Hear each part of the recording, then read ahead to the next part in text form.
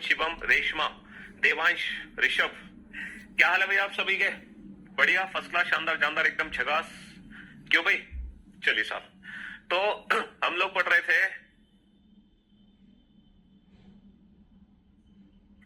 थे analytical reasoning. और analytical reasoning में कौन कौन से टॉपिक है जो हम निपटा चुके हैं? देखो, सबसे पहले हमने खत्म किया था cause and effect. Cause and effect का मतलब है कारण और परिणाम। तो हमने देखा था कि दो स्टेटमेंट को कैसे पहचानते हैं कि दोनों में से कारण क्या है, परिणाम क्या है। जो घटना पहले घटित होगी वो कारण, जो बाद में घटित होगी वो परिणाम।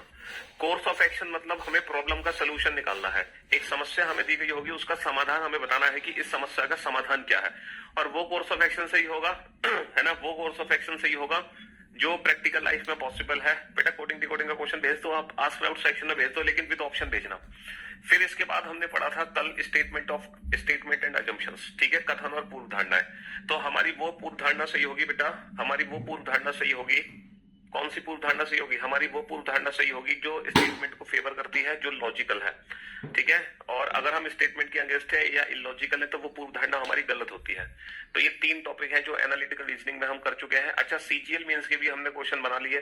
कॉज एंड इफेक्ट में जो सीजीएल मेंस के क्वेश्चन थे वो हमने बनाए, कोर्स ऑफ एक्शन के भी बना दिए, और जो अजम्पशन में सीजीएल मेंस में क्वेश्चन पूछे गए थे वो भी हमने बना दिए। आज हम पढ़ने वाले हैं स्टेटमेंट एंड आर्गुमेंट।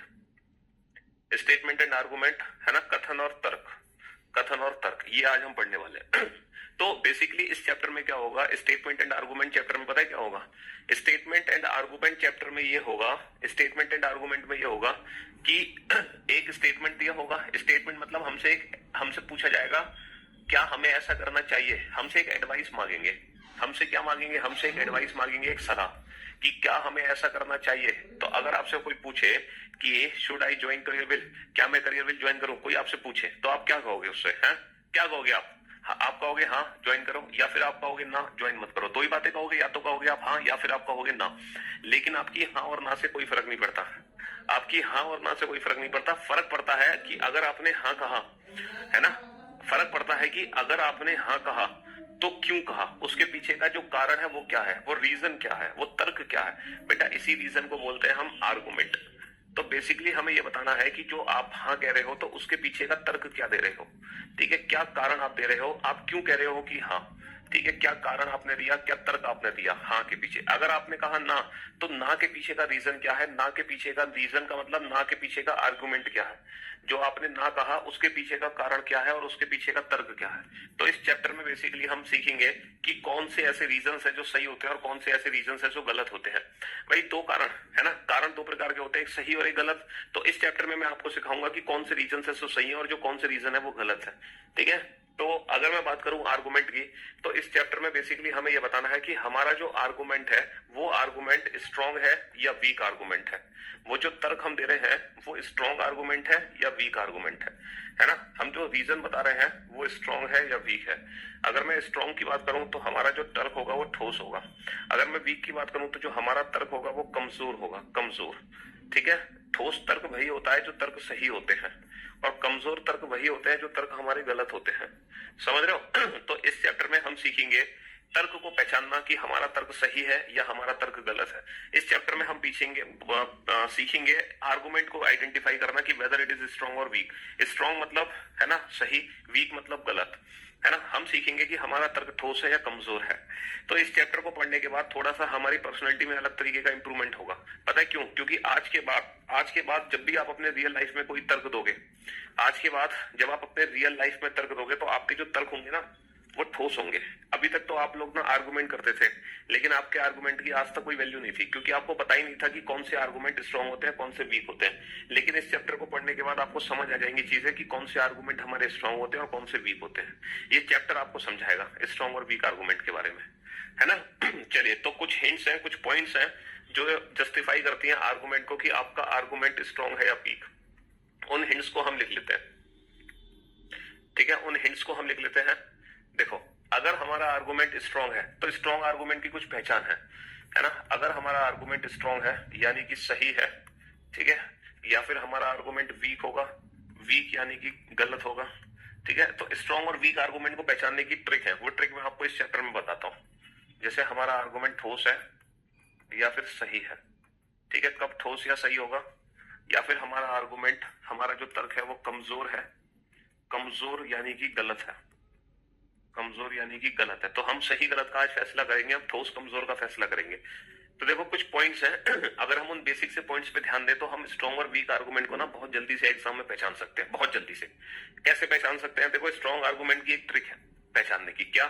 अगर कोई सेंटेंस है जिसमें ये लिखा हुआ है, एक पूरे सेंटेंस में मान लो ये चीज लिखी हुई है, this is one way, this is the one way, यह एक तरीका है इस समस्या को, मतलब यह एक तरीका है। जैसे आपसे पूछे क्या आपको करियर विल ज्वाइन करना चाहिए, तो आप क्या कहोगे? हाँ करियर विल ज्वाइन करना चाहिए, क्योंकि यह एक तरीका है, यह एक तरीका है, ठीक है, सिलेक्शन पाने का, यह एक तरीका है सरकारी नौकरी पाने का। अगर आप करियर विल एप्लीकेशन ज्वाइन करते हो तो this is the one way, है ना, for your job, this is the one way for selection. तो ऐसे जो आर्गुमेंट होते हैं जहां पर वन वे का यूज कर लें, एक तरीका, तो वो आर्गुमेंट हमेशा सही होते हैं, स्ट्रांग होते हैं। लेकिन अगर मैं इसी बात को ऐसे कह दूं कि हमें करियर विल ज्वाइन करना चाहिए, आपको हाँ ज्वाइन करना चाहिए, लेकिन आप बोलो this is the only way, यही केवल एकमात्र तरीका है ना, सिलेक्शन पाने का, कि करियर विल ज्वाइन करो। अगर आप कहते हो यही एकमात्र तरीका है, तो बेटा आपका आर्गुमेंट गलत हो जाएगा। अगर आप ओनली वे वर्ड का यूज कर रहे हो अपने सेंटेंस में तो आपका आर्गुमेंट गलत हो जाएगा।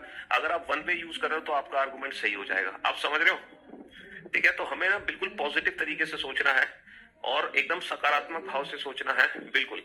तो ये दो ऐसे वर्ड हैं जो स्ट्रॉन्ग और वीक आर्गुमेंट को पहचानते हैं। अगर मैं कहूं ना कि मैं ही केवल ये कर सकता हूं, ओनली जो वर्ड होता है ना वो एक नेगेटिव वर्ड होता है। कि रीजनिंग सीखनी है तो बेटा पीयूष सर से जाके पढ़ लो, बहुत बढ़िया रीजनिंग पढ़ाते हैं, वो बहुत एक अच्छे टीचर है। तो एक तो ये रीजन है, तो ये स्ट्रॉन्ग रीजन है। रीजनिंग सीखी है, पीयूष सर से जाकर पढ़ो, क्योंकि दुनिया में केवल पीयूष सर ही है जो बढ़िया रीजनिंग पढ़ाते हैं। तो ये जो तर्क है ना, ये गलत तर्क है, ये वीक आर्गुमेंट है ना। अगर आपसे कोई कहे केवल पीयूष सर ही दुनिया में अच्छी रीजनिंग पढ़ाते तो ये बात तो गलत है ना, है ना। तो जो ओनली वे है वो नेगेटिव वर्ड है, नेगेटिविटी को शो करता है, वो हमारे मतलब नकारात्मक भाव को रिप्रेजेंट करता है। लेकिन बोले हाँ पीयूष सर पढ़ो, बहुत बढ़िया टीचर है और बहुत बेहतरीन रीजनिंग पढ़ाते हैं, वो बहुत अच्छे टीचर में से एक टीचर है। तो ये पॉजिटिव तरीका है अपनी बात को कहने का, है ना। तो ये पॉजिटिव तरीका, तो जो पॉजिटिव तरीका है वो स्ट्रॉन्ग आर्गुमेंट होंगे, जो नेगेटिव तरीका है वो वीक आर्गुमेंट होंगे, है ना। हाँ जी, चलिए साहब, मेरे पास ये बुक है, क्या मुझे आपकी बुक लेना चाहिए? अगर आप हो तो आप डिसाइड करो ना। आप अगर उस बुक से जस्टिफाई कर पा रहे हो, अगर आप सेटिस्फाई हो बुक से, तो आपको बुक लेने की जरूरत नहीं है हमारी। नहीं हो सेटिस्फाई तो ले लो, सीधी सी बात है, हाँ? क्यों भाई? चलिए साहब, दूसरा, अगर आपसे कही जाए, कोई आपको यूनिवर्सल बात बताए, यूनिवर्सल ट्रुथ, यूनिवर्सल ट्रुथ यानी कि सार्वभौमिक सत्य, अगर आपको फैक्ट्स बताए जाए, फैक्ट्स, आपके आर्गुमेंट में अगर फैक्ट्स को यूज किया जाए तो वो आर्गुमेंट हमेशा ना स्ट्रॉन्ग आर्गुमेंट होते हैं, वो वीक आर्गुमेंट नहीं हो सकते, है ना। अगर आपके आर्गुमेंट में कोई गवर्नमेंट का रेफरेंस दे दिया जाए, गवर्नमेंट को यूज किया जाए, ठीक है, या फिर सुप्रीम कोर्ट, या फिर यूनाइटेड नेशन, या फिर कोई हायर अथॉरिटी, तो ये जो आर्गुमेंट होंगे ये भी स्ट्रॉन्ग आर्गुमेंट होंगे। किसी गवर्नमेंट के द्वारा लिया गया डिसीजन, सुप्रीम कोर्ट के द्वारा लिया गया डिसीजन, या किसी हायर अथॉरिटी के द्वारा लिया गया डिसीजन, ये भी जो आर्गुमेंट होंगे ना, ये भी स्ट्रॉन्ग आर्गुमेंट होते हैं। अगर किसी आर्गुमेंट में एक्सपीरियंस है, ठीक है, अगर एक्सपीरियंस है, ठीक है, हाँ जी, कई सालों का अनुभव है, अनुभव, एक्सपीरियंस, तो वो जो आर्गुमेंट होते हैं ना वो भी स्ट्रॉन्ग आर्गुमेंट की कैटेगरी में आते हैं, ठीक है, ठोस तर्क की कैटेगरी में आते हैं। तो अगर हम अपनी बात में वन वे का यूज करें, या हम कोई फैक्ट दे दें, हम कोई फैक्ट दे दें, कोई यूनिवर्सल ट्रुथ बताते हैं, या फिर हम अपने आर्गुमेंट में गवर्नमेंट के किसी रूल का रेगुलेशन, मतलब गवर्नमेंट के द्वारा कही कोई बात बता रहे हैं, या सुप्रीम कोर्ट के द्वारा बनाया गया कोई रूल बता रहे हैं, तो वो हमेशा स्ट्रॉन्ग आर्गुमेंट की कैटेगरी में जाएगा। अगर कोई एक्सपीरियंस के बेसिस पे बात कही गई है तो वो भी स्ट्रॉन्ग आर्गुमेंट की कैटेगरी में जाएगी। तो स्ट्रॉन्ग आर्गुमेंट को पहचानने के 4 पॉइंट्स मैंने आपको बताए। तो आपको क्या करना है, एग्जाम में अपने सेंटेंस में इन 4 पॉइंट्स को ढूंढना। अगर ये 4 पॉइंट्स आपके सेंटेंस में है तो आपका जो आर्गुमेंट होगा वो स्ट्रॉन्ग आर्गुमेंट होगा, है ना, ठोस तर्क होगा। अरे यार ये क्या है, ये तथ्य है, तथ्य, तथ्य, सार्वभौमिक सत्य, सार्वभौमिक सत्य, ठीक है, सरकार, supreme court, United nation, UN का मतलब है यूनाइटेड नेशन, ठीक है, अनुभव, एक्सपीरियंस। अच्छा, अब मैं आपको बताता हूं वीक आर्गुमेंट की ट्रिक। एक तो हो गया ओनली वे, ये वीक आर्गुमेंट है। देखो कहीं पे कंपैरिजन आ जाए, तुलना, अगर तुलना की जा रही है, तुलना, अगर आप अपने अपने तर्क में तुलना कर रहे हो तो वो आर्गुमेंट हमेशा वीक आर्गुमेंट की कैटेगरी में आएगा। जैसे आपकी मम्मी कहती है ना, दिन भर क्या करता है तू, देख उसके शर्मा जी के लड़के को देख, गुप्ता जी की लड़की को देख, वो तो एक्साइज इंस्पेक्टर बन गई है, वो एक्साइज इंस्पेक्टर बन गया, वो सेंट्रल सेक्रेटरीट बन गया, तू क्या कर रहा है। अगर आपके घर वाले आपको इस बात का ताना दे रहे हैं तो उनसे कह देना, कि मम्मी पापा हमसे वीक बातें मत करो। हमें पता चल गया है ये जो कंपैरिजन होता है ना, ये जो तुलना होती है, ये वीक आर्गुमेंट होता है। तो बोल देना अपने मम्मी पापा को कि हमसे वीक बातें ना करें, बोल मत देना, वरना एक फ्लाइंग चप्पल आएगी ना, उड़ती हुई चप्पल, जो इस वीक आर्गुमेंट को ना स्ट्रॉन्ग आर्गुमेंट में कन्वर्ट कर देगी, है ना। हम अपने जीवन में जिंदगी भर हमारे जीवन में जो लड़ाई है वो तुलना की लड़ाई है। हम हमेशा तुलना करते रहते हैं आपस में लोगों से, है ना। लेकिन ये जो तुलना है, ये जो कंपैरिजन है, ये क्या होता है, ये वीक होता है, वीक। हमें कभी भी तुलना नहीं करनी चाहिए, हमें कभी भी तुलना नहीं करनी चाहिए। हमें तुलना को एज ए रेफरेंस लेना चाहिए, as a reference. Gupta ji की लड़की ने अगर कुछ किया है ना, शर्मा जी के लड़के ने अगर कुछ किया है, तो हमें उसको रेफरेंस लेना है, हमें आइडल बनाना है, हमें उससे ना सीखना है। ये नहीं कि हम अपने आप को उससे तुलना करने लग जाए। तुलना नहीं करनी हमें। कहने का मतलब है, अगर आपका कोई दोस्त आपसे अच्छे अंक लेकर आ रहा है, तो आप अपने दोस्त से सीखो, लेकिन उससे तुलना मत करो। ये मत सोचो कि वो 100 में से 90 नंबर लेके आ रहा है, मेरे 100 में से 60 क्यों आ रहा है, मेरे 90 क्यों नहीं आ रहे हैं, है ना। ये मत करो। आप ये सीखो कि उसके 90 क्यों आ रहे हैं, उसके पीछे का कारण क्या है, वो किस तरह से पढ़ाई कर रहा है, कितनी मेहनत कर रहा है। तो आपको वो चीज सीखनी है। तो आप भी उससे मोटिवेट होकर 60 की जगह 70 लेके आओ, 80 लेके आओ। लेकिन कहो नहीं, मुझे तो उसी के बराबर लाने हैं, मुझे उसी जैसा बनना है, तो ये बिल्कुल गलत है। क्योंकि दुनिया में कोई भी दो व्यक्ति एक जैसे नहीं होते हैं, है ना। दो व्यक्तियों का दिमाग एक जैसा नहीं होता। दुनिया में हर कोई अलग है और हर कोई अपने जीवन का हीरो है, हर कोई अपनी लाइफ का हीरो है। एक चीज याद रखना, है ना, हर कोई अपनी लाइफ का हीरो है, ठीक है। चाहे वो कैसा भी हो, लेकिन सब अपनी अपनी जिंदगी के हीरो हैं, ठीक है। इससे फर्क नहीं पड़ता कि किसी के 60 नंबर है, 50 नंबर है, 40 नंबर है। नंबर सब धरे के धरे रह जाते हैं जीवन में नंबर का कोई काम नहीं है ना। क्या मैंने आज तक अपनी मार्कशीट आपको बताई? नहीं बताई। तो जीवन में आप जितने भी सक्सेसफुल मैन देखते हो, वो कभी अपने मार्क्स नहीं बता रहे कि आप उनके मार्क्स को देख के उनसे इंस्पायर हो रहे हो, नहीं हो रहे ना। तो नंबर से कोई लेना देना नहीं होता। बहुत सारी चीजें हैं जो लाइफ में महत्वपूर्ण होती है हमारे लिए, ठीक है जी हाँ। तो इसीलिए हर व्यक्ति अपने जीवन का हीरो है। तो हमें कभी भी तुलना नहीं करनी चाहिए, सीखना चाहिए लोगों से कि हाँ, वो ऐसा कर रहा है तो वो एक्स्ट्रा एफर्ट लगा रहा है, वो मेहनत कर रहा है तो मैं भी मेहनत करूं, उससे मोटिवेट हो, है ना। जलन की भावना नहीं होनी चाहिए, मोटिवेशन की भावना होनी चाहिए। समझ रहे हो जी हाँ। थोड़ा बहुत दुख होता है, ये वही वाली बात है कि अगर दोस्त फेल हो जाए तो बड़ा दुख होता है, और अगर दोस्त टॉप कर जाए तो सबसे बड़ा दुख होता है। तो हमें तुलना नहीं करनी है, हमें बस उसको मोटिवेट होना है। तो अगर हम अपने आर्गुमेंट में कंपैरिजन कर रहे हैं, तो वो आर्गुमेंट ना वीक आर्गुमेंट होगा, हमेशा याद रखना। ओनली वर्ड का यूज कर रहे हैं तो वो आर्गुमेंट वीक आर्गुमेंट होगा, ठीक है जी।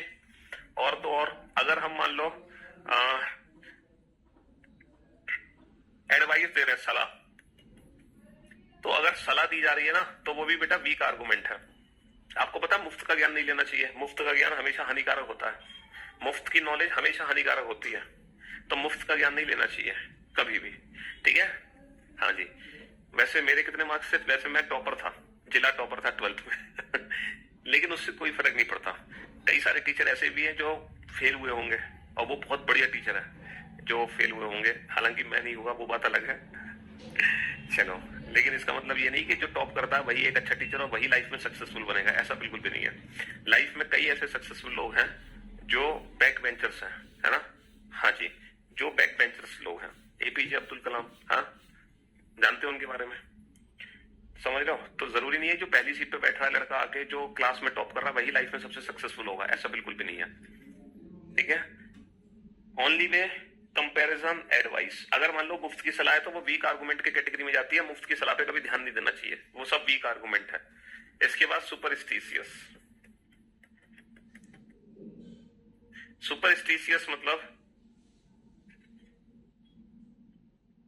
सुपरस्टिशियस मतलब अंधविश्वास। हमें ना अंधविश्वासी नहीं होना है, अंधविश्वासी हमें नहीं होना है ना। ये नहीं कि हम आंख बंद करके विश्वास करने लग जाएं, या फिर हम अंधभक्त हो जाएं, या फिर हम, है ना, टिपिकल, मतलब हम एग्जैक्टली टिपिकल इंडियन भी नहीं बन सकते, है ना। जैसे हम कहे China product should be band, Pakistan में आग लगा दो। तो ऐसे जो आर्गुमेंट है, पाकिस्तान हमारा दुश्मन है, अगर ये सारी चीजों को हम अपने आर्गुमेंट में लेकर आ रहे हैं तो ये आर्गुमेंट वीक आर्गुमेंट की कैटेगरी में जाता है। किसकी कैटेगरी में जाता है? वीक आर्गुमेंट की कैटेगरी में, ठीक है। इसके बाद एम्बिगियस। एम्बिगियस मतलब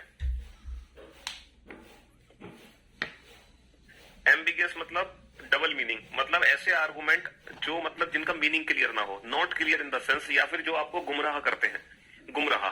जैसे मैं आपसे कहूं कि खुलकर खाओ पियो, क्योंकि एक ना एक दिन तो सबको मरना है, अब भाई साहब कोई डायबिटिक पेशेंट ये बात अपने दिल पे ले जाए, यार बात तो सही कह रहे हैं सर, क्यों इतनी टेंशन ले रहे हो, एक दिन तो सबको मरना है, तो इसीलिए इससे बढ़िया खुलकर खाओ पियो मौज करो। अगर यही बात डायबिटिक पेशेंट दिल पे ले जाए, पता चले वो कई दिन से भूखा था, 1 किलो गुलाब जामुन खा गया आज, तो बेचारे को कल मरना था, वो आज ही निकल लिया ऊपर। तो ऐसे जो सेंटेंसेस होते हैं ना, जो पल भर के लिए हमें मोटिवेट करते हैं ना, कुछ सेकंड्स के लिए, लेकिन जिनका औचित्य वैल्यू कुछ नहीं है, जिनकी वास्तविकता कुछ नहीं है, सिर्फ वो पल भर के लिए मोटिवेशन होता है, बट एक्चुअल में वास्तविकता उनकी जीरो है। तो ऐसे जो सेंटेंसेस हैं, ये भी वीक आर्गुमेंट की कैटेगरी में आते हैं। ठीक है, ये भी वीक आर्गुमेंट की कैटेगरी में आते हैं। तो अब आप देख लो बेटा, कौन कौन से आर्गुमेंट है जो सही है और कौन कौन से आर्गुमेंट है जो गलत है। मैंने कुछ पॉइंट्स लिख दिए हैं, ये पॉइंट्स हमें अपने क्वेश्चन में पहचानने हैं। ठीक है, ये जो पॉइंट्स है ना, ये पॉइंट्स हमें अपने क्या करने हैं, अपने क्वेश्चंस में पहचानने हैं। ठीक है जी, हाँ जी, अपने क्वेश्चंस में आपको इन पॉइंट्सों को आइडेंटिफाई करना है। अब मैं आपको एक्चुअल क्वेश्चन कराता हूं, तब आपको और चीजें ढंग से समझ आएंगी कि एक्चुअल में चल क्या रहा है। हाँ चलिए, हाँ ये क्वेश्चन आपके सामने, इस क्वेश्चन को बनाओ फटाफट से, जल्दी से।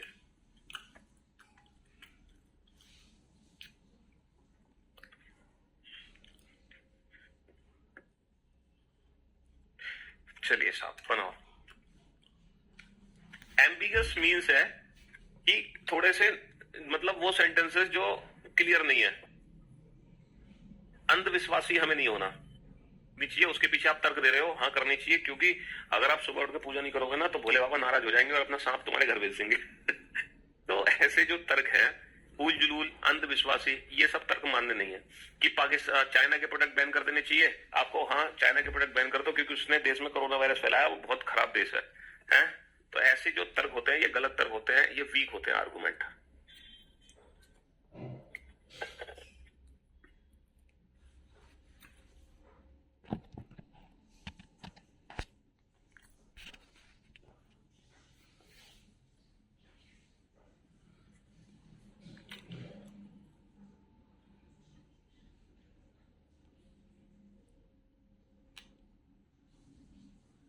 बताओ फटाफट से। अब देखो ये क्वेश्चन क्या है, क्या गर्भावस्था के दौरान लिंग निर्धारण परीक्षण पर पूरी तरह प्रतिबंध लगा देना चाहिए? है, आपसे पूछ रहे हैं, should sex determination test during pregnancy be completely ban? आप कहोगे हाँ हाँ, आप कहोगे ना ना। लेकिन बाबू हाँ और ना से, है ना, हाँ और ना से आपको कोई फर्क नहीं पड़ता। हाँ और ना से कोई फर्क नहीं पड़ता। हम जो हाँ और ना कह रहे हैं ना, उसके पीछे का कारण हमें पता होना चाहिए। क्या पता होना चाहिए? उसके पीछे का कारण हमें पता होना चाहिए कि क्यों हम हाँ और ना कह रहे हैं। इन्होंने कहा हाँ करा दो क्योंकि this leads to indiscriminate female foeticide and eventually will lead to social imbalance. ये कह रहे हैं हाँ बिल्कुल गर्भावस्था के, है ना, मतलब दौरान लिंग परीक्षण पर बिल्कुल प्रतिबंध होना चाहिए। क्यों होना चाहिए? क्योंकि इससे मादा भ्रूण की अंधाधुंध हत्या होती है और अंततः सामाजिक असंतुलन होता है। तो ये बात बिल्कुल सच है, ये बात बिल्कुल सच है कि आप लोग जानते हैं कि पहले क्या हो, देखो वैसे तो आजकल ये घटनाएं कम घटित होने लगी है, फिर भी कई जगहों पर अब भी ऐसा है। हालांकि जो लिंग निर्धारण टेस्ट है, जो प्रेगनेंसी टेस्ट है, वो कंप्लीटली बैन कर दिया सरकार ने। अब हम नहीं पता लगा सकते कि बेबी बॉय है या बेबी गर्ल, क्योंकि भारत में क्या होता था कि पहले पता लगा लेते थे कि लड़की है, मादा भ्रूण है, तो वो मादा भ्रूण की हत्या कर देते थे भारत में। पहले कई जगहों पर ऐसा होता था, गांव में, कई गांव में ऐसा होता था। हालांकि अब धीरे धीरे लोगों को अकल आ रही है ना। अकल इसलिए आ रही है क्योंकि अब तो लोगों के बच्चे ही नहीं हो रहे, ठीक है, तो इसीलिए लोगों में अकल आ रही है। अब तो कहते चाहे लड़का हो जाए चाहे लड़की हो जाए, बस भगवान एक बच्चा हो जाए ना। चलिए, दूसरा है no people have a right to know about the sex of their unborn child. ये कह रहा है नहीं, लोगों को उनके अजन्मे बच्चे के बारे में जानने का पूरा अधिकार है। ये कह रहा है कि हम मादा भ्रूण ऐसे रोक नहीं लगा सकते, क्योंकि हर आदमी को पूरा अधिकार है अपने बच्चे के बारे में जानने का। मेरी बीबी का बच्चा है, मैं जानूंगा, इस बच्चे का मैं बाप हूं, मुझे पता होना चाहिए है कि ये लड़का या लड़की। देखो ये पर्सनल तौर पे तो सही है, लेकिन ये सामाजिक तौर पे सही नहीं है, और हमें इस चैप्टर में सामाजिक तौर पे सोचना है, पर्सनल लेवल पे नहीं सोचना। ठीक है, तो ये जो तर्क है ये कमजोर तर्क है। तो इस क्वेश्चन का आंसर क्या होगा? Only argument first is strong. केवल तर्क पहला ठोस है, केवल तर्क पहला ठोस है। दूसरा, यूट्यूब पर बेटा शाम को 7 बजे लाइव आते हैं, हर शाम को 7 बजे यूट्यूब पर लाइव आते हैं रीजनिंग बाय पीयूष वार्स में। आप मेरे यूट्यूब चैनल को सब्सक्राइब कर लो ना, क्योंकि जब भी हम लाइव आएंगे आपके पास नोटिफिकेशन पहुंच जाएगा। आप सब्सक्राइब क्यों नहीं करते हो? चलो इस क्वेश्चन का आंसर दो। पहले आप अपने क्वेश्चन को तसल्ली से पढ़ो, फिर आंसर दो। मैं आपको हर क्वेश्चन में समय दूंगा क्वेश्चन को पढ़ने और समझने का, क्योंकि ये जो आर्गुमेंट चैप्टर है ना, ये बाकी 3 चैप्टर से थोड़ा सा टफ है। बाकी 3 चैप्टर तो बहुत आसान थे, cause and effect, course of action, assumption, लेकिन आर्गुमेंट थोड़ा सा डिफरेंट है, आर्गुमेंट थोड़ा सा डिफरेंट है।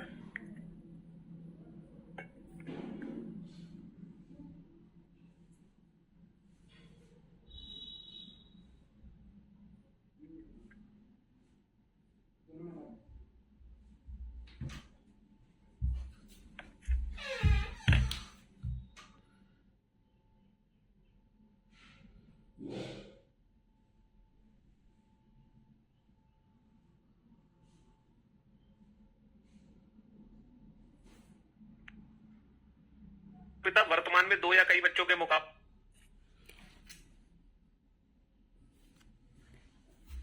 क्या भारत में भविष्य में माता पिता वर्तमान में दो या कई बच्चों के मुकाबले एक के लिए बातें करनी चाहिए? आप लोग जानते हैं, आप सभी को बधाई हो, पॉपुलेशन के मामले में भारत नंबर 1 पोजीशन पर है इस समय, है ना। वो तो तब ये हाल है जब लोगों के बच्चे नहीं हो रहे हैं, तब जगह जगह ऐड लगे हुए हैं आईवीएफ के, है ना, कि आईवीएफ करा लो और इतने आईवीएफ स्पेशलिस्ट हैं। अब तो आप हर जगह ऐड देखोगे।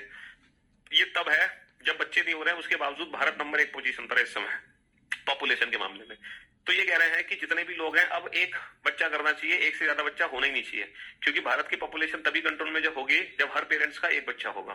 तो पहला आर्गुमेंट है हाँ ऐसा करना चाहिए, लेकिन हाँ के पीछे, है ना, हाँ के पीछे हमें हाँ से कोई लेना देना नहीं है, हमें हाँ से कोई लेना देना नहीं है, हाँ के पीछे का रीजन देखना है।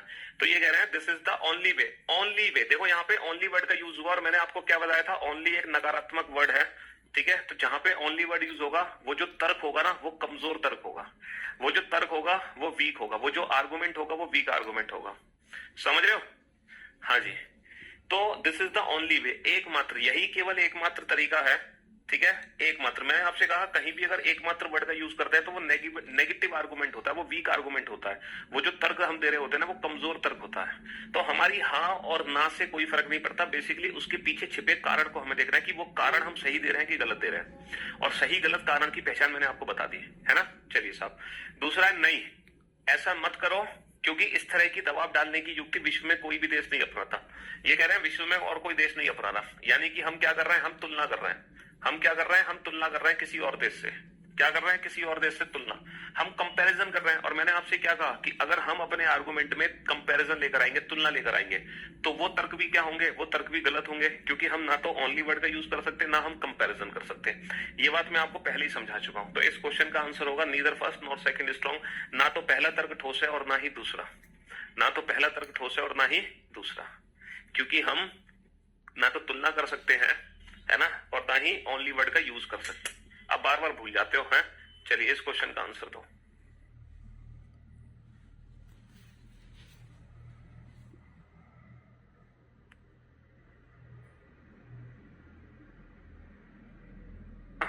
उन लोगों को गिरा देना चाहिए और इनमें रहने वाले लोगों को शहर की सीमा।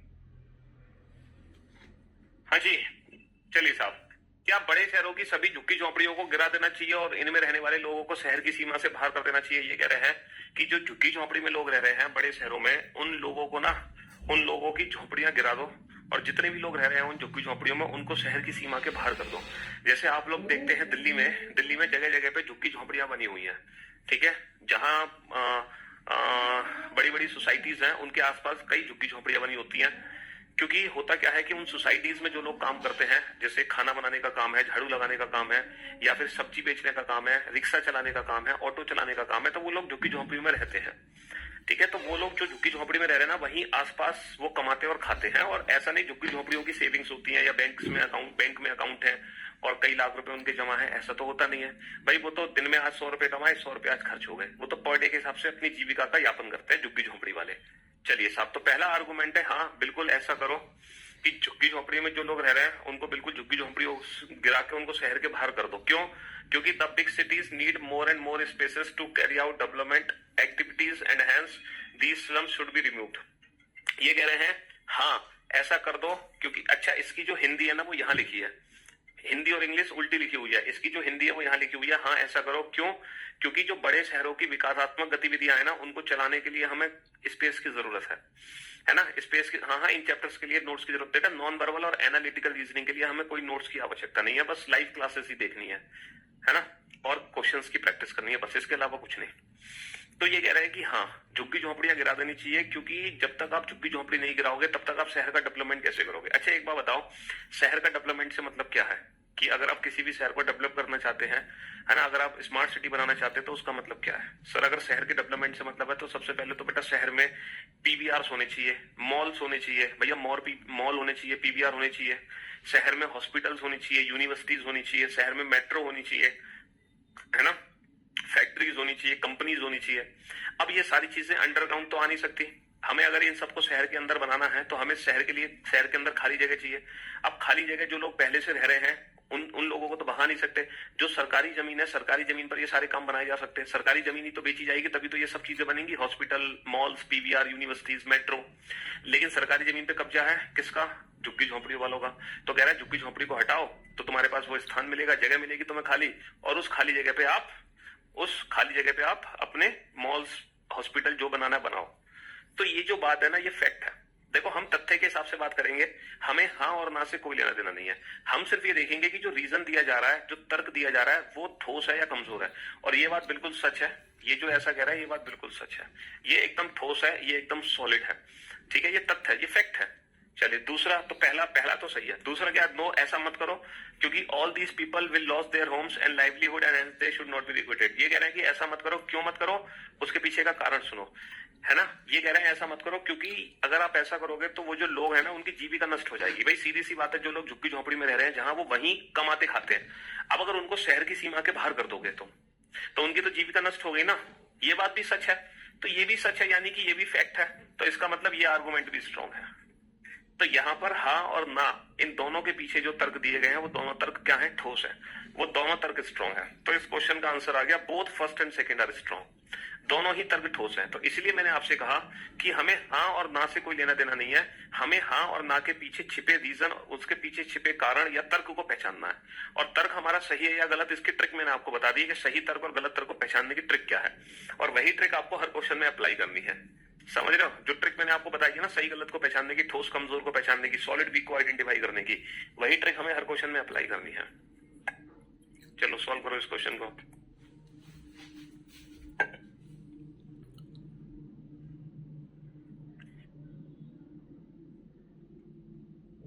है ना, वो पेट्रोलियम या तेल कंपनियों को पेट्रोलियम उत्पादों का मूल्य बाजार की स्थिति के आधार पर,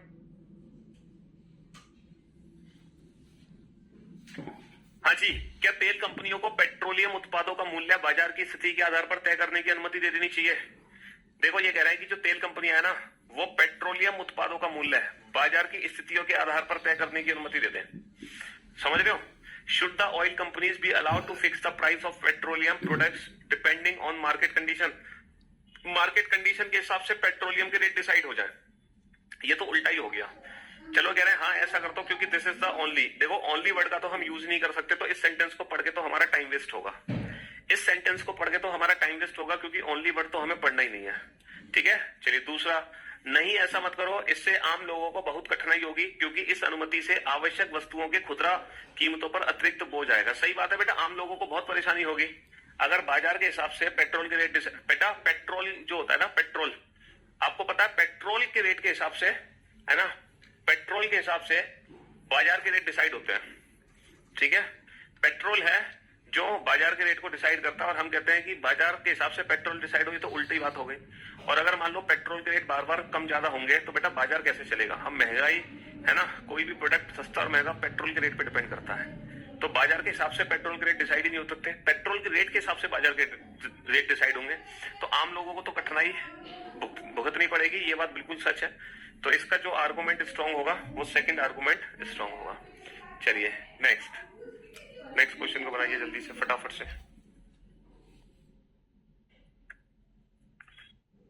भारत में पूरी तरह से, क्या मृत्युदंड भारत में पूरी तरह से समाप्त कर देना चाहिए? क्या मृत्युदंड भारत में पूरी तरह से समाप्त कर देना चाहिए? ये बताओ, क्या मृत्युदंड समाप्त कर देना चाहिए? हाँ, कर देना चाहिए। क्यों? क्योंकि country belonging to European Union, देखो यहां पर हम क्या कर रहे हैं, यहां पर हम तुलना कर रहे हैं, कंपैरिजन। और आप लोगों को मैं पहले ही बता चुका हूं, ना तो मैं ओनली वर्ड का यूज कर सकता, ना मैं तुलना कर सकता। ना तो आपको तुलना करनी है, ना ही आपको ओनली वर्ड का यूज करना है। तुलना और ओनली वर्ड तो आप कर ही नहीं सकते। समझ रहे हो? हाँ जी। नेक्स्ट, नहीं अपराधी के मन में भय बनाए रखने का एक तरीका है, this is the one way. देखो, वन वे का मतलब क्या है? ये स्ट्रॉन्ग है, ये सही है। अगर यहाँ पे ओनली वर्ड होता तो ये गलत होता, लेकिन वन वे का मतलब क्या है? स्ट्रॉन्ग। मैंने आपको बताया ना, ओनली वर्ड यूज हो रहा है तो नेगेटिव है, और वन वे वर्ड यूज हो रहा है तो पॉजिटिव है। और ऑब्वियस सी बात है, अगर मृत्युदंड का भय नहीं होगा तो अपराध बढ़ नहीं जाएगा। अगर लोगों के मन में कोई भय नहीं है तो अपराध दिन पर दिन बढ़ जाएगा। उनको पता है मृत्यु तो मिलनी नहीं है मेरे को, जितना भी हीनियस क्राइम करना है करते चलो। तो इसलिए मृत्युदंड होना चाहिए ताकि लोग डरे हीनियस क्राइम करने से। समझ रहे हो? Only argument second is strong, only argument second is strong.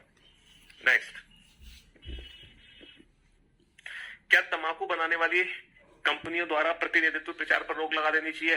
भाई साहब, अगर मैं तंबाकू बनाने वाली कंपनियों की बात करूं ना, तो कोई ऐसी कंपनी नहीं है इस समय जो ऐड ना कर रही हो। कोई भी ऐसी कंपनी, दाने दाने में केसर का दाम।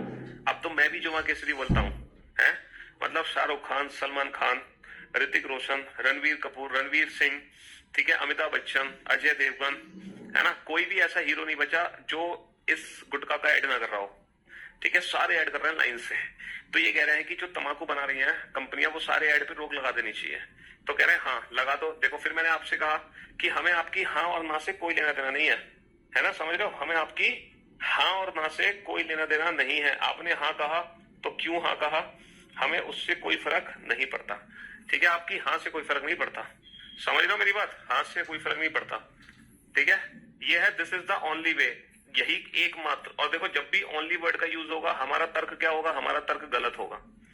हमारा आर्गुमेंट क्या होगा? हमारा आर्गुमेंट वीक होगा। ठीक है, हाँ जी, हम ओनली वर्ड का यूज नहीं कर सकते। दूसरा है know these company spend a lot of money. ये कह रहे हैं कि इन कंपनियों ने करोड़ों रुपए खर्च किए बेटा। अमिताभ बच्चन, है ना, शाहरुख खान, सलमान खान, ऋतिक रोशन को देने में इनके करोड़ों रुपए खर्च हो गए। एक तो 1 करोड़ देके मैंने ऐड बनवाया, दाने दाने में केसर का दाम, और तुम कह रहे हो बंद कर दो ऐड को। है तो तुमने करोड़ों रुपए दिए हो, चाहे अरबों रुपए दिए हो, चाहे खरबों रुपए दिए हो, तुम क्या जहर बांटोगे? हैं? इसका मतलब ये थोड़ी कि 1 अरब रुपए देके जहर का प्रचार कर दोगे। तो ये भी क्या है? वीक। हाँ, कपिल देव, शिखर। अब तो भाई साहब ये तो छोड़ो, क्रिकेटर भी आगे थे पान मसाला का ऐड करने। मेरे ख्याल से सहवाग, कपिल देव, रवि शास्त्री, ये भी ऐड कर रहे थे। ठीक है, हाँ जी, चलिए साहब, उनको बोल देते हैं कि ये इलायची का ऐड है, विमल इलायची का है। सलमान खान को बोल दिया विमल इलायची खानी है, तो वो अपनी टसन में विमल इलायची खा रहे हैं। लेकिन उनको ये नहीं पता ये विमल इलायची नहीं, विमल पान मसाला, विमल गुटखा है? चलिए, और अमिताभ बच्चन तो और रणवीर सिंह तो सीधा सीधा खा रहे हैं। बाप 1 नंबरी, बेटा 10 नंबरी, क्या है वो? एडवर्टीजमेंट है, ऐसे ही कुछ है ना। वो तो सीधा सीधा वही खा रहे हैं। वो तो इलायची के नाम पे नहीं, वो सीधा गुटके के नाम पर ही आ गए। तो ओनली वर्ड की वजह से ये वाला आर्गुमेंट गलत हो गया, पैसा खर्च होने की वजह से ये वाला आर्गुमेंट गलत हो गया। क्रिस गेल भी ऐड कर रहा है, हाँ जी, क्रिस गेल भी ऐड कर रहा है, सही कहा आपने। नेक्स्ट,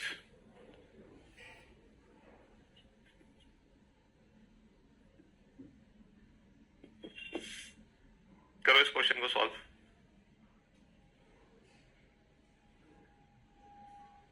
हाँ जी,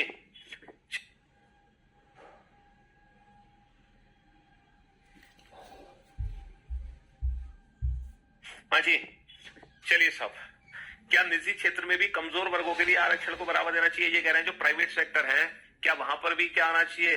रिजर्वेशन आना चाहिए? है क्यों भाई? जो प्राइवेट सेक्टर है, देखो गवर्नमेंट सेक्टर में तो रिजर्वेशन है ना। ये कह रहे हैं कि प्राइवेट सेक्टर में भी रिजर्वेशन होना चाहिए। लेकिन ये रिजर्वेशन किसका कह रहे हैं? ईडब्ल्यूएस वालों का कह रहे हैं।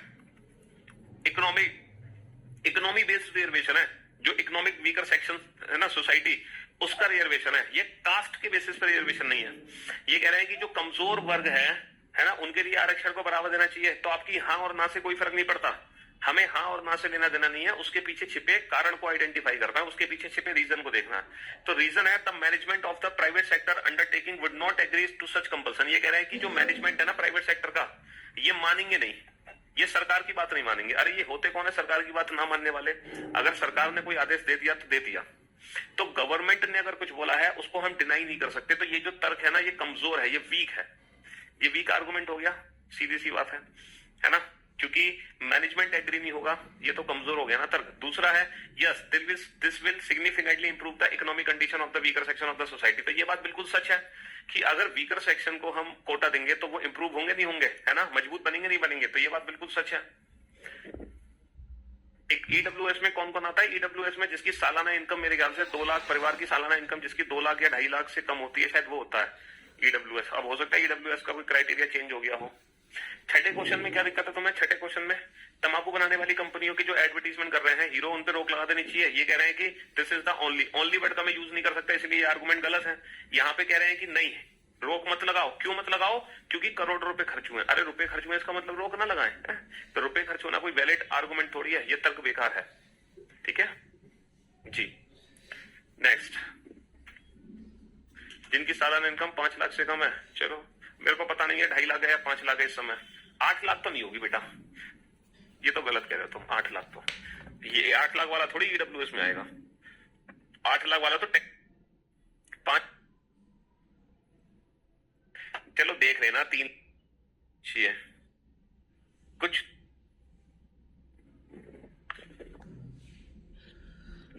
चलिए साहब, क्या कम उम्र के युवाओं द्वारा की जाने वाली शराब से जुड़ी दुर्घटनाओं पे शराब कंपनियों को जिम्मेदार ठहराया जाना चाहिए? ये कह रहे हैं जो कम उम्र के बच्चे है ना, जो 21 साल से कम उम्र के बच्चे हैं वो शराब पी लेते हैं, और शराब पीकर मान लो उन्होंने दुर्घटना कर दी, कोई एक्सीडेंट कर दिया या किसी से लड़ झगड़ लिए, तो उसका जिम्मेदार कौन होना चाहिए? शराब कंपनी होना चाहिए, है ना।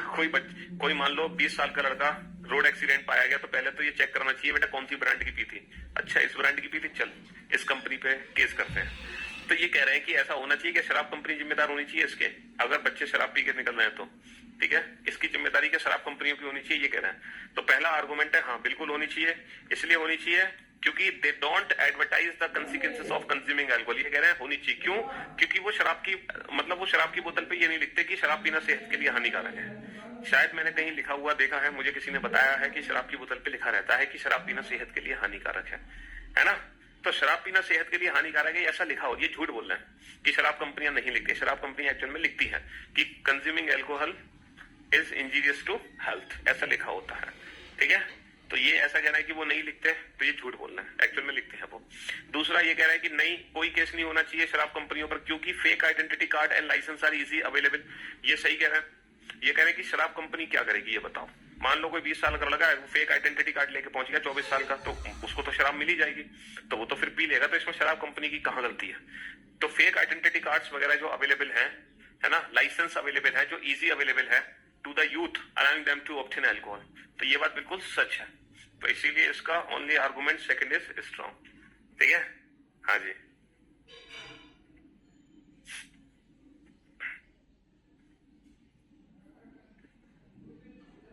चलिए साहब नेक्स्ट। हाँ, जब ये क्वेश्चन मैंने पढ़ा था ना, तब मैंने शराब की बोतल किसी और से पूछा था कि भैया पढ़ के बताना जरा शराब की बोतल का फोटो भेजो मुझे, क्या ऐसा होता है कि नहीं होता। जब ये क्वेश्चन मैंने देखा था तभी मुझे पता चला था, तभी देखी थी मैंने बोतल फोटो मंगवा के। हाँ जी नेक्स्ट।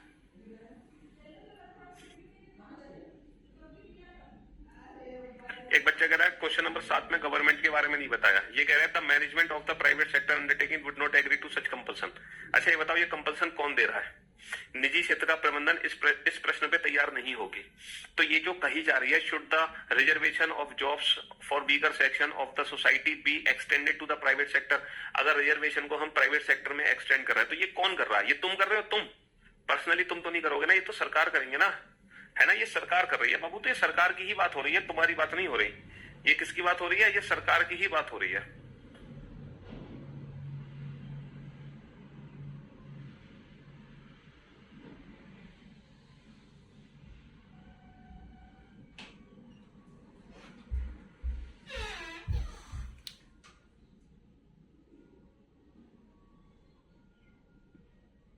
सुनिश्चित करने के लिए कानून होना चाहिए।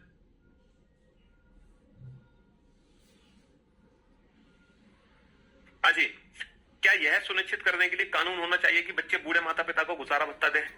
आप लोग जानते हैं कि आजकल जो बच्चे हैं बड़े निकम्मे नाकारा मतलब नालायक हो गए, नालायक, है ना। जब वो खुद कमाने लगते हैं तो वो अपने माँ बाप की वैल्यू नहीं समझते हैं और उनको घर से बाहर निकाल देते हैं। शादी के बाद उनकी बीवी आ जाती है ना, तो उसके बाद और उनके माँ बाप की लड़ाई झगड़े बढ़ जाते हैं। तो इसीलिए सरकार ये चाह रही है कि जो बूढ़े माता पिता है ना उनको एक गुजारा भत्ता मिलना चाहिए। मतलब जैसे बच्चे को पालते हैं माँ बाप, वैसे ही बच्चे भी अपने माँ बाप को पालें, मतलब हर महीने एक फिक्स इनकम माँ बाप को देनी चाहिए बच्चे से। ये ऐसा कोई कानून होना चाहिए। कह रहे हैं हाँ ऐसा कानून होना चाहिए। क्यों? क्योंकि the magnitude of the problem of abuse and neglect of aged parents bye there immediate family is growing. ये बात सच है, ये फैक्ट है, ये सच है। क्योंकि गुजारा भत्ता इसलिए मिलना चाहिए क्योंकि ये बहुत बढ़ रहा है कि जो बच्चे हैं वो अपने माँ बापों को घर से निकालने लगे हैं, ठीक है, उनकी देखभाल नहीं कर रहे हैं, तो इस चक्कर में माँ बाप को देना चाहिए। तो ये तर्क क्या है? ये तर्क स्ट्रॉन्ग है, ठीक है, स्ट्रॉन्ग है। दूसरा, no the cost of implementing their legislation will be too much. ये कह रहे हैं कि ऐसा कानून बनाने में पैसा बहुत खर्च होगा, कानून बनाने में पैसा बहुत खर्च होगा, मतलब फालतू का तर्क है, कमजोर है, कोई लेना देना, मतलब पैसा खर्च होगा तो तुम कानून नहीं बनाओगे। ये कोई तर्क है? ये कोई तर्क नहीं है, ये फालतू की बकवास है ना, ये कोई तर्क ही नहीं है पहली बात तो, ठीक है। तो तर्क पहला है, वो भी स्ट्रॉन्ग तर्क है, वो भी ठोस है, ठीक है। पैसा खर्च होगा कानून बनाने में तो तुम वही नहीं लाओगे, क्या कहते हैं, कानून ही नहीं लाओगे, है? ये तो गलत है ना, ये तो इलॉजिकल है, इररिलेवेंट है, फालतू की बात है, बकवास, ठीक है। पहला सही है क्योंकि ये घटना सही है, सच है, तो जो सच है वो स्ट्रॉन्ग है।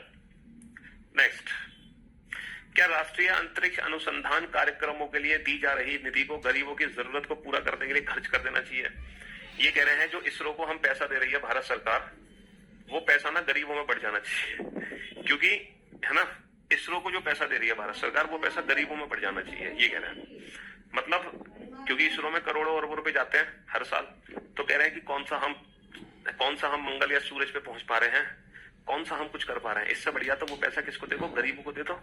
तो पहला तर्क है हाँ, ऐसा कर दो, क्योंकि our budget for space research is lower than that of other countries, so we can not compete with them and hence it can be put to better use in schemes to the benefit of the poor. ये कह रहे हैं कि देखो, जो हमें पैसा दिया जा रहा है ना, वो बाकी कंपनी की तुलना में ना बहुत कम दिया जा रहा है।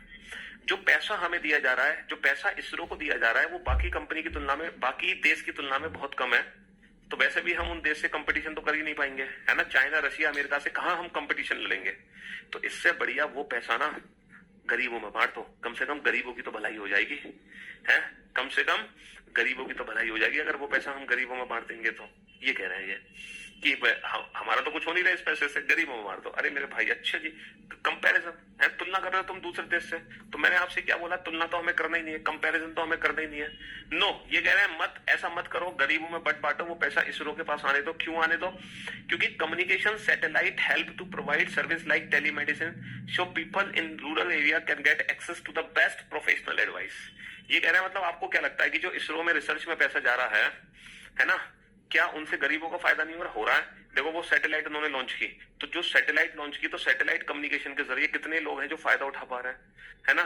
जैसे टेलीमेडिसिन, गांव से लोग फोन करके पूछ लेते हैं, इंटरनेट के जरिए जानकारी हासिल कर लेते हैं गांव के लोग आजकल। पहले इंटरनेट नहीं था, है ना, पहले टेलीफोन ढंग से नहीं था, लेकिन इससे तो जो इसरो में काम हो रहा है, ऐसा नहीं है कि वो इसरो के लिए पर्सनल हो रहा है, उससे गरीबों की भी काफी मदद हो रही है ना, गरीबों की भी काफी मदद हो रही है। रिपीट तो पागल हो गए हो क्या बिल्कुल? पिछले, है ना, 1000 बार कमेंट कर दिया तुमने, और मैंने 10 बार रिपीट कर दिया चीजों को, बस फिर भी कमेंट पे कमेंट किए जा रहा हो, उठा के फेंक दिए जाओगे क्लास से बाहर, है ना, उठा के।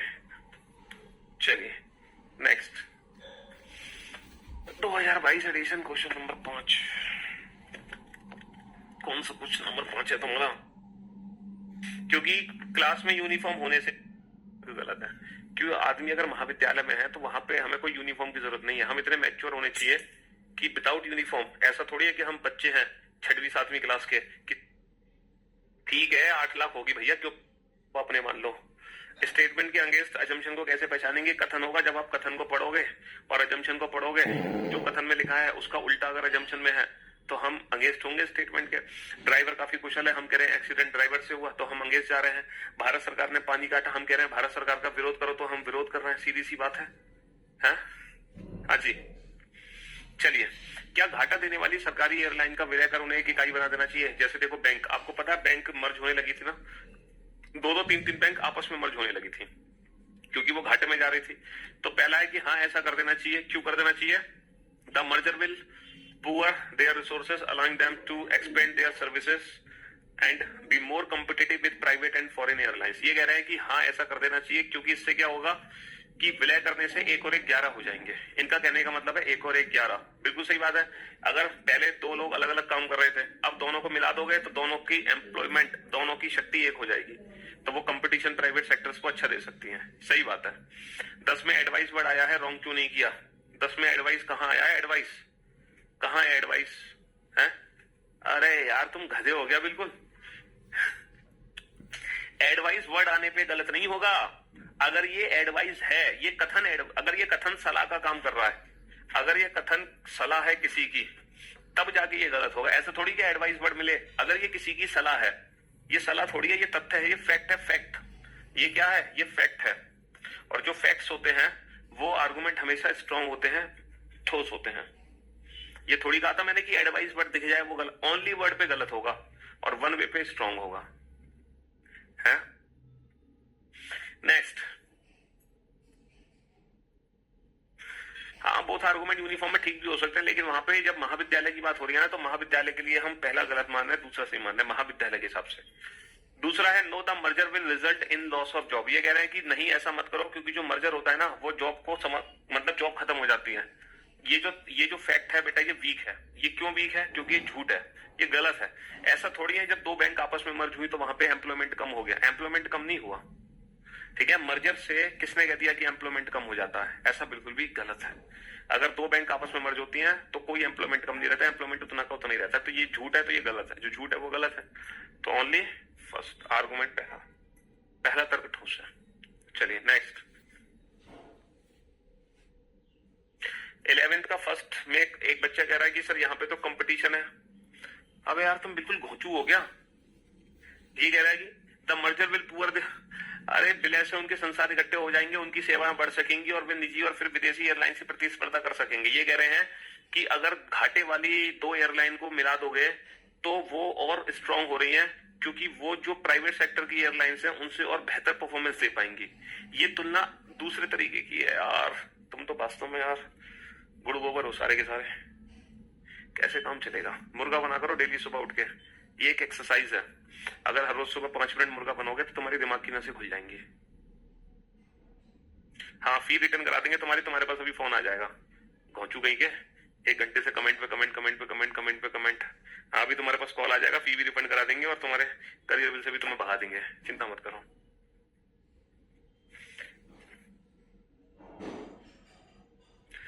क्या भारत में प्रोफेशनल कोर्सेज में प्रवेश विद्यार्थियों के किसी विशेष समूह को कोई रियायत दिए बिना सिर्फ मेरिट पर? ये क्या है? क्या भारत में प्रोफेशनल कोर्सेज में प्रवेश विद्यार्थियों के किसी विशेष समूह को कोई रियायत दिए बिना सिर्फ मेरिट पर दिया जाना चाहिए? Okay, should the admission to professional courses in India be given only on merit without any concession to any particular group of students? ये कह रहे हैं कि जो प्रोफेशनल कोर्सेज हैं जैसे कि बीटेक, एमबीए, एमबीबीएस, ठीक है, तो ये जो प्रोफेशनल कोर्सेज हैं यहाँ पे कोई रिजर्वेशन कोटा नहीं होना चाहिए, सिर्फ स्टूडेंट्स की मेरिट के हिसाब से ही एडमिशन होनी चाहिए। भैया सिर्फ मेरिट के हिसाब से, कोई कोटा नहीं होना चाहिए, कोई कोटा नहीं होना चाहिए। तो कह रहे हैं कि हाँ बिल्कुल ऐसा होना चाहिए, क्योंकि this will improve the quality of the professionals as they will be able to complete the course successfully. ये कह रहे हैं कि हाँ अगर ऐसा होगा ना तो इससे क्या होगा कि प्रोफेशनल कोर्सेज की ना क्वालिटी इंप्रूव हो जाएगी। क्यों? क्योंकि वो अपना कोर्स ना सक्सेसफुली कंप्लीट कर देंगे। अच्छा एक बात बताओ, आप मान लो 12th में टॉपर थे, आप 12th में अपने कॉलेज के टॉपर थे, आपने बीटेक में एडमिशन ले लिया, ठीक है, तो ये क्या गारंटी है कि ये 4 साल आप बेहतर तरीके से पढ़ाई करोगे और अपना कोर्स सक्सेसफुली कंप्लीट करोगे? आप टॉपर थे, है ना, 12th तक, लेकिन जब बीटेक में आप घर से बाहर पहुंचे तो आपको बाहर की हवा लग गई, तो आप क्या गारंटी है कि आप अपना ये कोर्स कंप्लीट करोगे सक्सेसफुली? कुछ जरूरी थोड़ी है कि जिनके पहले अच्छे मार्क्स थे वो उस कोर्स को कंप्लीट कर ले। तो ये तो गलत तथ्य है ना, ये तो गलत आर्गुमेंट है। ठीक है, कोई जरूरी थोड़ी है कि जो पहले भी पढ़ाई में अच्छा था वो अभी भी पढ़े और अच्छे तरीके से पास हो, कोई जरूरी नहीं है। उसको हवा लग सकती है, जैसे आप लोगों में से बहुत लोगों को लगी हुई है, जैसे ही घर से बाहर निकलते हवा लग जाती है। दूसरा, नो, ऐसा नहीं होना चाहिए। क्यों? क्योंकि इससे सामाजिक और आर्थिक रूप से पिछड़े हुए अधिकांश विद्यार्थी प्रोफेशनल कोर्सेज से वंचित रह जाएंगे। अब देखो ये जो बात कह रहा है ना, सामाजिक और आर्थिक रूप से जो पिछड़े हुए विद्यार्थी हैं वो प्रोफेशनल कोर्सेज से वंचित रह जाएंगे, तो ये बात तो सच कह रहे हैं। जब उनको कोटा नहीं मिलेगा, ये सच है, जब उनको कोटा नहीं मिलेगा तो जो आर्थिक और सामाजिक रूप से पिछड़े विद्यार्थी हैं वो वंचित रह जाएंगे। तो ये सच, जो फैक्ट है वो फैक्ट है। तो देखो फैक्ट हमारे हाँ और ना से कोई फर्क नहीं पड़ता, हमें तो सिर्फ कारण को देखना है ना, हमें तो सिर्फ आर्गुमेंट को देखना है। Next, should all the private sector bank be immediately merge with the public sector bank? ये कह रहे हैं कि जितनी भी प्राइवेट सेक्टर बैंक है उनको पब्लिक सेक्टर बैंक में मर्ज कर दो, मतलब एचडीएफसी को एसबीआई में मर्ज कर दो। रियली में एएमयू से बीटेक कर रहा हूं, मैंने आपका कोर्स यूपीएससी सीसेट के लिए लिया है, बढ़िया, बहुत बढ़िया। हाँ जी, should all the private sector bank be merge immediately merge with the public sector bank? ये कह रहे हैं कि जितने भी प्राइवेट सेक्टर बैंक है उनको पब्लिक सेक्टर बैंक में मर्ज कर दो। मतलब एचडीएफसी को पीएनबी में मर्ज कर दो। क्यों कर दो? हम आर्गुमेंट दे रहे हैं कि नहीं ऐसा मत करो, मर्ज मत करो। क्यों मत करो? द प्राइवेट सेक्टर बैंक का profit making entities and hence they should not be मर्ज। ये कह रहा है कि जो प्राइवेट सेक्टर बैंक है ना वो प्रॉफिट मेकिंग एंटिटी है, मतलब एचडीएफसी से ज्यादा प्रॉफिट आता है, इसलिए उनको मर्ज नहीं करना चाहिए। अब भाई साहब ये बताओ, अगर मान लो एचडीएफसी से ज्यादा प्रॉफिट है तो क्या एसबीआई से नहीं है? तो ये जो तर्क है ये वीक है, ये स्ट्रांग नहीं है, ये वीक है, ये कमजोर तर्क है। इन्होंने जो ना के पीछे का कारण दिया है ना वो कारण समझ नहीं आया। ये कह रहे हैं कि प्राइवेट सेक्टर कंपनी ज्यादा प्रॉफिट है इसलिए मर्ज मत करो। अरे ये क्या बात हुई? पब्लिक सेक्टर कंपनी भी तो प्रॉफिटेबल है, ऐसा थोड़ी है। दूसरा है हाँ उनको मर्ज कर देना चाहिए क्योंकि this will safeguard the hard earn money of the customer and their interest will be secured. ये कह रहा है बिल्कुल मर्ज कर दो, क्योंकि जिन लोगों का खाता प्राइवेट सेक्टर बैंक में है वो थोड़े सिक्योर हो जाएंगे क्योंकि अब वो पब्लिक सेक्टर बैंक में आ गए, सरकारी बैंक में आ गए। मेरे भाई चाहे बैंक आपकी प्राइवेट हो चाहे सरकारी हो, आपके खाते में कितने भी रुपए हैं बैंक उसकी जिम्मेदारी नहीं लेता। जिस दिन बैंक दिवालिया घोषित होगी तुम्हारे पैसे भी दिवालिया घोषित हो जाएंगे। तो ये जो तर्क है ये भी वीक आर्गुमेंट है क्योंकि ये झूठ है कि ऐसा नहीं है कि जो सरकारी बैंक है उसमें खाता सिक्योर है। बेटा सरकारी या प्राइवेट किसी भी बैंक में खाता सिक्योर नहीं है, कुछ भी हो सकता है हमारे पैसों के साथ, ठीक है। तो इसीलिए यहाँ पे दोनों ही तर्क हमारे कमजोर है, ना तो पहला तर्क ना ही दूसरा तर्क, नीदर फर्स्ट नॉर सेकेंड। चलिए साहब नेक्स्ट। अब मैं आपको बता दूं कि कौन कौन से क्वेश्चन है जो सीजीएल मेंस के क्वेश्चन है। कमेंट्स रुक गए, चलो चैन आया थोड़ा, वरना तुम लोग कमेंट कर करके ना पागल कर देते हो। मैं अभी बता देता हूं कि एसएससी सीजीएल मेंस वाले कौन कौन से क्वेश्चन है।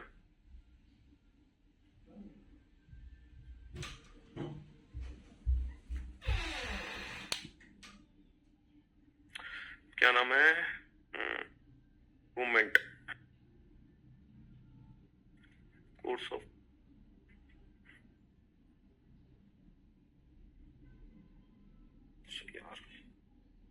एग्जामिनेशन फॉर नहीं है इस बार, चलो कोई बात नहीं। हाँ जी, तो मेरे भाई क्या should the common entrance examinations for admission to professional subjects be abolished. ये कह रहे हैं क्या व्यावसायिक विषयों में भर्ती के लिए सामान्य प्रवेश परीक्षा समाप्त करनी चाहिए, कॉमन एंट्रेंस एग्जाम खत्म कर देना चाहिए? कह रहे हैं हाँ कर दो, this will save a lot of money. देखो फिर से वही बात, अगर कोई हम तर्क दे रहे हैं पैसे से रिलेटेड तो वो तर्क तो वीक हो गया ना, वो तर्क तो कमजोर हो गया। दूसरा है हाँ बिल्कुल ऐसा करो। दूसरा भी बेटा देखो, पहला हाँ का जो रीजन है वो गलत है, दूसरा भी हाँ का रीजन है। ये हाँ का रीजन क्या है? अनेक प्रत्याशी जिन्होंने विशेषज्ञ परीक्षा में अच्छे अंक प्राप्त किए थे प्रवेश परीक्षा में उतना अच्छा नहीं कर पाते। ये कह रहे हैं हाँ ऐसा कर दो क्योंकि many candidates who scored well in the specialist test do not do that well in the entrance test. ये कह रहे हैं हाँ ऐसा कर दो। देखो वही वाली बात है, क्योंकि कुछ बच्चे हैं जो 12th में बहुत अच्छे मार्क्स ले आए है ना, ग्रेजुएशन में बहुत अच्छे मार्क्स ले आए, लेकिन अब उनकी टाइटल फिस हो गई कॉम्पिटिटिव एग्जाम में। तो ये जो तर्क है ये भी गलत है, ये कोई तर्क है? कमजोर तर्क है, वीक है, ये तो वीक है, कमजोर है। तुम अपनी कमजोरियों को बयां कर रहे हो कि सर पहले तो मैं अच्छे मार्क्स ले आया था अब नहीं ला पाऊंगा। अरे क्यों नहीं ला पाओगे? यानी कि तुमने मेहनत नहीं की। जब मेहनत नहीं की तो तुम्हें काहे की जॉब मिले? किस बात की जॉब मिले तुम्हें? नहीं मिलनी चाहिए, तुमने मेहनत नहीं करी तो। तीसरा भी जो तर्क है वो भी हाँ का तर्क है, हाँ ऐसा करो क्योंकि rural candidate do not do well in the common. अच्छा जी, मतलब गांव के लोगों को तुम क्या बेवकूफ समझ रहे हो कि गांव के लोग अच्छा परफॉर्मेंस नहीं दे पाते? ये भी तर्क क्या है? ये भी तो कमजोर है, वीक है। मतलब गांव के लोगों को तुमने बेवकूफ समझ लिया कि गांव के लोग नहीं कर पाते, इसलिए इसको एंट्रेंस टेस्ट को खत्म कर देना चाहिए। तीसरा नो ऐसा मत करो क्योंकि marks obtain in the specialist examination of different boards and university are not uniform and comparable. ये कह रहे हैं नहीं ऐसा नहीं करना चाहिए। हाँ ये बात इन्होंने बिल्कुल सही कही कि मेरिट के बेस पे नहीं होना चाहिए, क्योंकि यूपी बोर्ड के 80% और सीबीएसई बोर्ड के 80% में जमीन आसमान का फर्क है। यूपी बोर्ड के 80% सीबीएसई बोर्ड के 100% के बराबर है। ये बात बिल्कुल सच कह रहे हैं, क्योंकि अलग अलग बोर्ड्स में अलग अलग परसेंटेज की अलग अलग वैल्यू है। तो आप ना कंपटीशन खत्म करके सिर्फ मेरिट के बेसिस पे सिलेक्शन कैसे ले सकते हो? क्योंकि किसी के यूपी बोर्ड के 60% है, किसी के सीबीएसई बोर्ड के 60%, तो फेल बराबर बच्चे के बराबर है यूपी बोर्ड में। तो समझ रहे हो, जो यूपी बोर्ड का 3rd क्लास बच्चा है ना वो सीबीएसई बोर्ड में 60% मार्क्स ले आता है। तो इसीलिए ये बात ये बिल्कुल स्ट्रांग है, ये फैक्ट है। तो इसका मतलब केवल तर्क चौथी युक्ति युक्त है, केवल तर्क चौथा युक्ति युक्त है। समझ रहे हो, इस हाँ के पीछे का कारण भी वीक है, इस हाँ के पीछे का कारण भी वीक है, इस हाँ के पीछे का तर्क भी कमजोर है। सिर्फ एक ही तर्क ठोस था जो कि ना के पीछे था। अब देखो यहाँ पे भी 2 हाँ के तर्क हैं और 2 ना के तर्क हैं। अब आप बताओ इनमें से कौन से तर्क प्रबल है? प्रबल यानी कि ठोस है, फटाफट से बताओ। अर्निंग लिए आगे बढ़ो, यस हाँ क्यों चाहिए, देखो ओनली वर्ड का यूज आ गया, यानी कि ये तर्क तो वीक है। तुरंत पता लगा लो ये तर्क तो वीक। लोगों को जीवी को आवश्यक है कि जो इज इट नेसेसरी दैट से तर्क प्रबल है। प्रबल ठोस था जो कि ना के पीछे था। अब देखो यहाँ पे भी दो हाँ के तर्क हैं और दो ना के तर्क हैं। अब आप बताओ इनमें से कौन से तर्क प्रबल है? प्रबल यानी कि ठोस है, फटाफट से बताओ।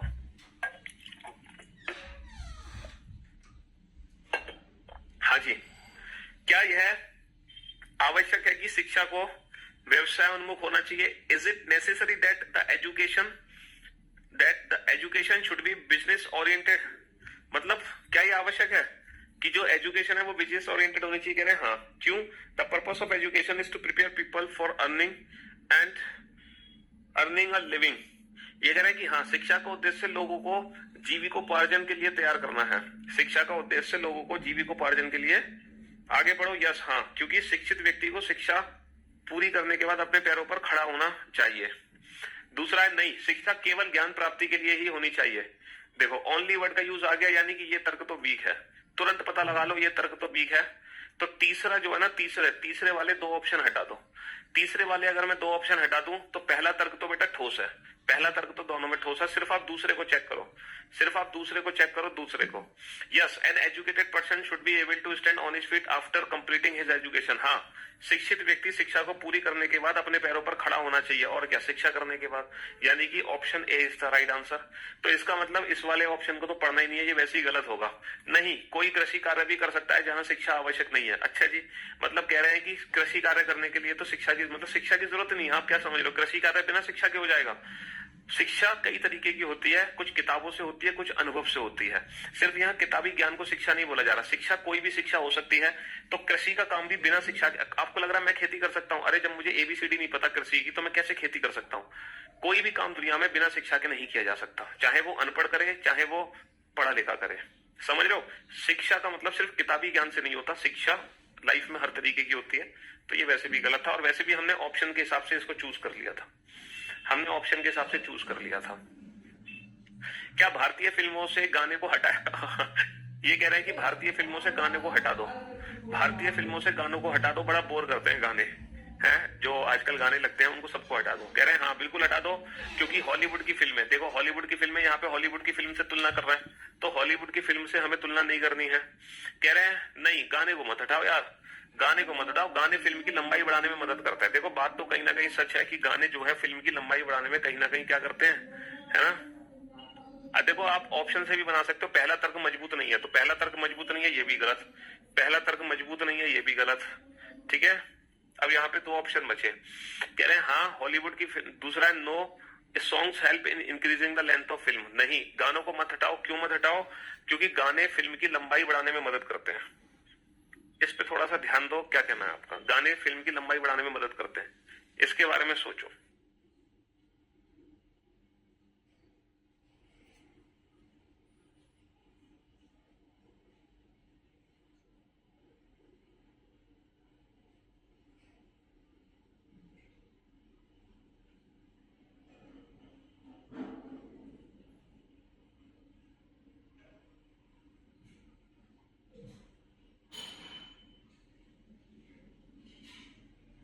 चलिए देना है तो क्या भारतीय,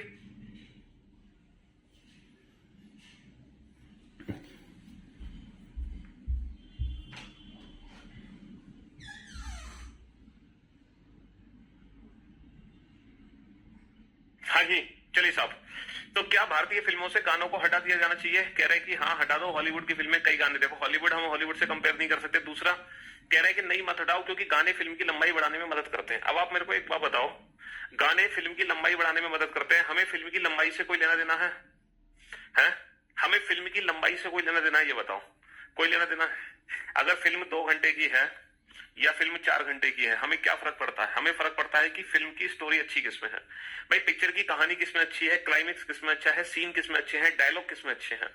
ऐसे तो डायलॉग नहीं है ना, तेल तेरे बाप का, कपड़ा तेरे बाप का, आग तेरे बाप की, जली किसकी तेरे बाप की। तो ऐसे डायलॉग ना हो, चाहे पिक्चर 2 घंटे की हो लेकिन शानदार हो। तो गाने फिल्म की लंबाई बढ़ा रहे हैं तो हमें क्या लेना देना उससे? तो ये कोई तर्क स्ट्रॉन्ग थोड़ी है, ये क्या है?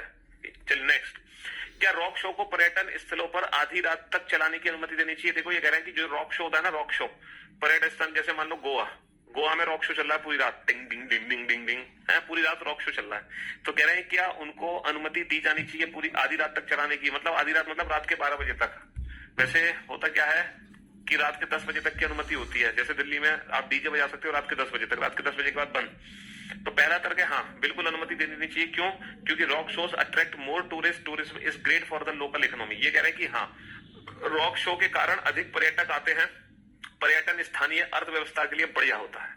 देखो ये बात कर रहे हैं कहाँ की? ये बात कर रहे हैं एट टूरिस्ट प्लेस की। ये आपके घर की बात नहीं कर रहे, टूरिस्ट प्लेस की बात कर रहे हैं। और अगर टूरिस्ट प्लेस पर ऐसी कोई चीजें होंगी जैसे आधी रात तक है ना वहां पे रॉक शो वगैरह हो रहा है, तो इससे क्या ऑब्वियस सी बात है टूरिज्म अट्रैक्ट होगा, और जब टूरिस्ट अट्रैक्ट होंगे तो वहां की जो लोकल इकोनॉमी है वो बढ़ेगी। ऑब्वियस सी बात है, सीधी सी बात है, आप किसी मार्केट में गए है ना, मार्केट में जो दुकानें हैं वो सुबह 10 बजे से रात के 10 बजे तक खुली हुई है ना, सुबह 10 बजे से रात के 10 बजे तक। और वहीं एक मार्केट है जहां सुबह 6 बजे से रात के 2 बजे तक दुकानें खुली हुई हैं, तो इकोनॉमी बेहतर कहाँ की होगी? ऑब्वियस सी बात है। और यहाँ पे मेला भी लगा हुआ है, मतलब रॉक शो वगैरह हो रहा है, तो बढ़िया लोकल इकोनॉमी पे फर्क पड़ेगा। ये आर्गुमेंट ये स्ट्रॉन्ग है, ये तथ्य स्ट्रॉन्ग है। दूसरा, ऐसा मत करो क्योंकि टूरिज्म डैमेजेस लोकल ट्रेडिशनल। ऐसा मत करो क्योंकि पर्यटन के कारण स्थानीय परंपराओं का नुकसान होता है। ये बात गलत है बेटा, पर्यटन के कारण स्थानीय परंपराओं का नुकसान होता है ऐसे कैसे? बेटा टूरिस्ट प्लेस की बात कर रहे हैं और वहां तुम कह रहे हो कि पर्यटन को बुलाया ही ना जाए, मतलब टूरिस्ट प्लेस है और कह रहे हो कि पर्यटक को मत बुलाओ क्योंकि वो तो स्थानीय परंपराओं को उल्लंघन करते हैं, तो ये कोई तर्क स्ट्रॉन्ग नहीं है। दूसरा, क्या अनजाने में अपराध करने वाले प्रतिष्ठित लोगों को एक विशेष प्रकार की सजा देनी चाहिए? ये कह रहे हैं कि मान लो जैसे सलमान खान से गलती हो गई थी है ना, सलमान खान ने कार चला दी थी, सलमान खान से एक्सीडेंट हुआ था, तो कह रहे हैं कि जो जाने माने लोग अपराध करते हैं उन्हें एक स्पेशल कैटेगरी में देखना चाहिए, मतलब उनको सजा में रियायत मिलनी चाहिए, उनको स्पेशल वार्ड मिलना चाहिए जैसे, है ना। तो कह रहे हैं कि हाँ ऐसा होना चाहिए। क्यों होना चाहिए? The prestigious people do not commit crime intentionally. ये कह रहे हैं कि हाँ ऐसा करो क्योंकि जो प्रतिष्ठित लोग होते हैं ना वो जानबूझकर अपराध नहीं करते। अच्छा जी, मतलब प्रतिष्ठित लोग जानबूझकर नहीं करते, कॉमन पीपल जानबूझ के कर देते हैं अपराध। दूसरा, नो ऐसा मत करो क्योंकि it is our policy that everybody is equal before. सही बात है बेटा, कानून में सब बराबर है, कानून सबके लिए समान है, चाहे वो अंबानी हो या आप हो, कानून सबके लिए बराबर है किताब की नजर से। पीछे क्या है वो बात अलग है, लेकिन किताबों के नजरिए सबके लिए बराबर है। ठीक है। क्या कॉलेज विश्वविद्यालय में छात्र संघ होना चाहिए? ये कह रहे हैं कि भैया वो होना चाहिए, स्टूडेंट्स यूनियन होना चाहिए कॉलेज यूनिवर्सिटी में। कह रहे हैं कि नहीं होना चाहिए। क्यों नहीं होना चाहिए? क्योंकि this will create a political atmosphere in the campus. देखो सही बात है, ये जो बात है ये सच है कि पॉलिटिकल, आप लोग पता है ना जिस यूनिवर्सिटी में स्टूडेंट्स यूनियन होते हैं वहां पे बहुत ज्यादा पॉलिटिकल एनवायरनमेंट होता है, मतलब बहुत ज्यादा पॉलिटिकल एनवायरनमेंट। जो सच है वो तो स्ट्रॉन्ग है। कह रहे हैं कि हाँ होना चाहिए, स्टूडेंट यूनियन होना चाहिए क्योंकि it is very necessary, student are future political. सही बात है भैया, कल को तुम ही तो आगे चल के देश की कुर्सी संभालोगे, तुम ही, है ना। तो अगर तुम छात्र नेता नहीं बनोगे तो आगे चल के नेता कैसे बनोगे? तो अगर आपको पॉलिटिकल लीडर बनना है तो यहीं से सीखना शुरू करो। तो ये बात भी सच है कि पॉलिटिकल लीडर बनने के लिए चीजें जरूरी है, तो दोनों ही सच है। तो यहाँ पे दोनों ही तर्क क्या हो गए? दोनों ही तर्क स्ट्रांग हो गए, बोथ तर्क स्ट्रांग हो गए। हाँ जी, क्या कक्षा 5वीं तक की सभी वार्षिक परीक्षाएं समाप्त कर देनी चाहिए? ये कह रहे हैं कि जो 5वीं तक की वार्षिक परीक्षा होता है सबको समाप्त करो। क्यों बच्चों पे इतना बोझ डाल रहे हो कि हर मतलब पहली क्लास में भी एनुअल एग्जाम, दूसरी कक्षा का भी एनुअल एग्जाम, छोटा सा बच्चा नन्ना सा, उससे तुम 5वीं कक्षा तक क्या एग्जाम, सबको रद्द करो। कह रहे हैं कि हाँ करो, ऐसा करो। क्यों करो ऐसा? क्योंकि the young student should not be burden with such examination which hamper there natural growth. ये कह रहे हैं कि हाँ ऐसा करो क्योंकि युवा छात्रों पर ऐसी परीक्षाओं का बोझ नहीं डाला जाना चाहिए जो उनके प्राकृतिक विकास को बाधित करे। अच्छा जी, मतलब जो एनुअल एग्जाम होते हैं जो उनके प्राकृतिक विकास को बाधित करते हैं या इंप्रूव करते हैं? एग्जामिनेशन से कोई उनका विकास रुक थोड़ी रहा है। दूसरा है, नहीं ऐसा मत करो, the student will not study seriously as they will get automatic promotion to the next class. ये बात सच है, अगर तुम्हें अपने आप प्रमोशन मिलता चला जाएगा तुम सीरियस कभी होगे, कभी सीरियस नहीं होगे। अगर तुम्हें खुद पर खुद प्रमोशन मिलता चला जाए बिना एग्जाम के तो तुम सीरियस पढ़ाई करोगे नहीं, कभी है ना, कभी सीरियस नहीं होगे। चलिए साहब, एक बार दोबारा से इन 20 क्वेश्चन को कर लेना आराम से, तसल्ली से, क्लास पीएनजी के थ्रू। अब हमारी मुलाकात सीधा होगी मंडे को, सीधा मंडे को मिलेंगे। सैटरडे संडे छुट्टी आप जानते हो, मंडे को भी ठीक 5 बजे मुलाकात होगी हमारी, क्योंकि अभी स्टेटमेंट अभी खत्म नहीं हुआ है, अभी इसमें काफी टॉपिक्स बाकी हैं। अभी हम पढ़ेंगे स्टेटमेंट कंक्लूजन, अभी हम पढ़ेंगे रीजन असर्शन, अभी हम पढ़ेंगे डिसीजन मेकिंग, है ना। अभी स्टेटमेंट से रिलेटेड 3 टॉपिक बाकी हैं, statement conclusion, reason assertion and decision making. ठीक है, चलिए, love you guys, love you all, take care, good bye, thank you so much, bye bye.